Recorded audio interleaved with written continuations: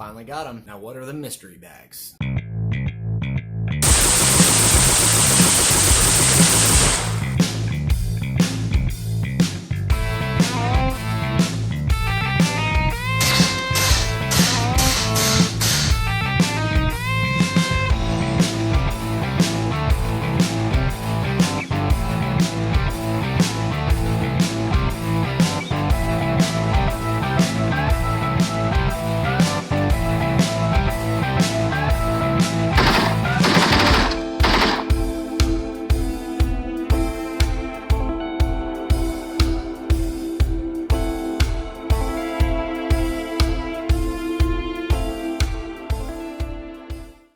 Hey, how's it going out there, everybody? Gun Psychiatrist here, and for this video, this is more or less going to be a product introduction because I have finally developed a solution to the upper-lower play that many people experience across the modular platform known as the AR. While there's several different variations of this platform, the amount of play found between the upper and lower also varies from gun to gun. And the reason this is, obviously, is because this is intended to be a modular rifle.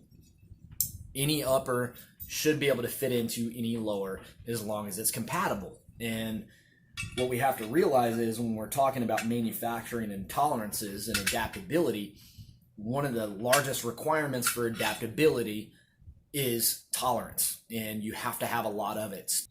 The first solution that was out there to this, that was a cheap solution, was to get what's called an AccuWedge. The AccuWedge is just a piece of rubber that sits in the back. This closes down on top of it, and it essentially does the exact same thing that an upper tension set screw does. It applies pressure upward. But what do we know about rubber and shock? Rubber does absorb shock, but when you have an absorption into a material that can flex, you're going to get some type of harmonic resonance through that material. So if you put a piece of rubber in the back, and if it's still susceptible to doing this and your rifle recoils, what makes you think a little piece of rubber in the back is still not going to allow that to happen? So a solution to a lot of this, in past videos, what I've proposed is that you install an upper tension set screw. Many of the popular upper tension set screws that are sold in the industry come with a piece of nylon. Nylon, yes, is a hard plastic material, but like most plastics, it is susceptible to compression and memory over time. Hence why we put a piece of metal alloy on top of the upper tension set screw to prevent any type of compression or memory that will form over time. The brass tip upper tension set screw is really just a band-aid because as you put slight pressure on the rear takedown pin, the wiggle tends to come out of the upper and lower receiver. But it's really a band-aid. And why do I say this? Because when this gun fires and recoils, you're still going to get that wobble, which can cause variations in your groups downrange. My latest proposal has been to take shim material, round shims, and shim them around the takedown pins of the AR-15 upper and lower receivers. These would simply epoxy into the lower. I have ranges all the way from 1/1000 of an inch up to the 15,000ths of an inch, and I can even get them thicker than that. 15,000ths of an inch is really a stretch, and anybody that's going to experience 15,000ths of an inch quite possibly could have been an 80%er that milled their own 80% lower receiver at home. After much contemplation, I've finally come up with a solution that makes pretty much an all-in-one kit. So what I have here are kits, and I have kits for the AR-10s or LR308s. I have a variation kit for the AR-15, a small gap, and then I have a large gap kit for the AR-15. The AR-15 kit is going to come with several things in it for you to install these precision shims within the comfort of your own home. First thing we have is fast set epoxy. Work time's about 3 to 5 minutes on it. You have alcohol wipes to clean your lower receiver with where you're going to glue these in at. You get a 1-inch upper tension set screw, and you also get an applicator kit. And I like to use these little Q-tips right here to swab a little bit of epoxy on the shims before gluing them in. The cotton ball works great with alcohol or just to dry it. So if you want to use your own alcohol versus these pads, you'll have the cotton ball for that.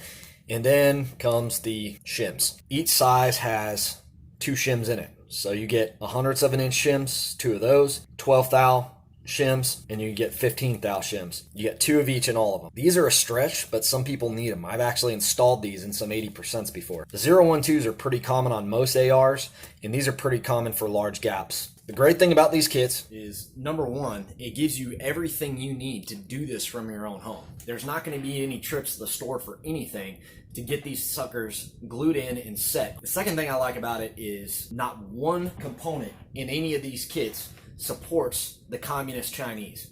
Everything that comes in these kits is made in America. That was my biggest thing. Now, granted, I could do the kits for much cheaper if I want to do business with the communist Chinese, but I refuse to do business with communists, especially the Chinese government. So everything that comes in these kits is made in America, as far as I know. I'm sure the little wood tongue depressor that you use to mix the epoxy with, I mean, there's some things that are impossible to get, but I have strived down to the bags that these come with, including the paper that goes into the kit. Everything's made in America. That does jump my cost up a little bit. I wanted to get kits that would offer a flexible range of options to buyers to shim their AR-15s with. The great thing I will have available on the website is the ability to purchase individual shims. Now, these little suckers are expensive. They are not cheap. I think they run about $2.50 a shim. So they tend to be a little expensive depending on the size. Some shims aren't near as expensive as others, but on average they run about $2.50 a shim. With the kit, I get a good wide range of flexibility because you get multiple sizes. If you had to go out and purchase epoxy and purchase the shims and purchase this and purchase a tension set screw, you'd be over $30 before you know it. So that's why I have introduced these kits to make an affordable option for gun owners out there that are looking to rob a little bit more precision out of their rifles. Now, I'm making these kits available for $17.76 on my website. All the profits that I'm going to make on these actually go back into invest into my channel and go into investing into research and development of gunsmithing tools that I'm currently working on engineering and bringing practical solutions to you out there, the viewer. I'm not one of the Panhandletron or Patreon or whatever. I don't have any of those things. I put up videos that help people. I don't ask for any compensation. I go the extra mile to help out folks because I want people to learn how to work on their guns and maintain their weapons. If I'm going to make anything from content, I want to do it the old-fashioned way. I'm about working for my money, so I want to provide you good, high-quality kits that you can reap the benefits from, so we have a fair exchange. You get products that you like. I'm able to take that in and do even that much more for you out there. To get these kits, I'm going to put a link in the description below that you can go on my website and get them. Also, I'll have these up on my eBay and gunbroker stores as well. Also, at the end of this video, there's going to be an installation video that you can watch that will show you how to do this from your own home.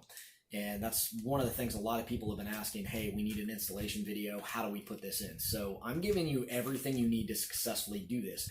Again, folks, thank you for watching. Please share this channel with your friends and family.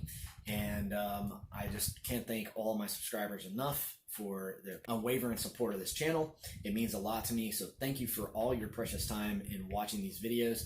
I hope it's a learning experience. I hope you guys are learning out there. And until next video, God bless America again.